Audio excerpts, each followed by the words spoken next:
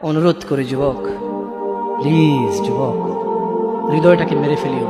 তুমি দেখো না, তোমার বয়স 22, তুমি শোনোনি ক্রিকেট, ফুটবল, সিনেমা, নাটক, কোথায় বিয়ে, কোথায় গায়ে হলুদ, গান বাজনা বাজিয়ে তোমার জীবন কাটাই দিছো। যুবক দেখো, 22 বছর বয়সে তুমি মূর্খ। আমি জামশেদ মজুমদার 27 বছর বয়সে এসে তোমাকে বলছি তুমি গান বাজনা ছেড়ে দাও।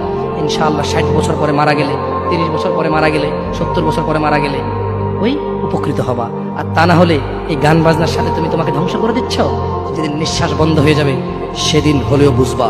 বুঝতে তোমাকে হবেই, জমিনের উপরে বোঝো অথবা জমিনের নিচে বোঝো, বুঝতে তুমি হবে।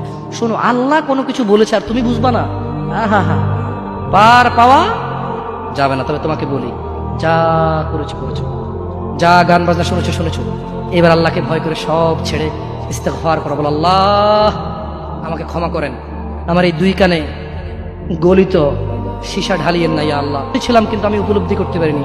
ইয়া আল্লাহ আজকে আমি উপলব্ধি করছি, আল্লাহ আমি আর কখনো বাদ্যযন্ত্র দিয়ে নিজেকে আনন্দিত করব না। এই হারাম যা আপনাকে রাগান্বিত করে, আমি আর কোনোদিন এই হারাম দিয়ে নিজেকে আনন্দিত করব না।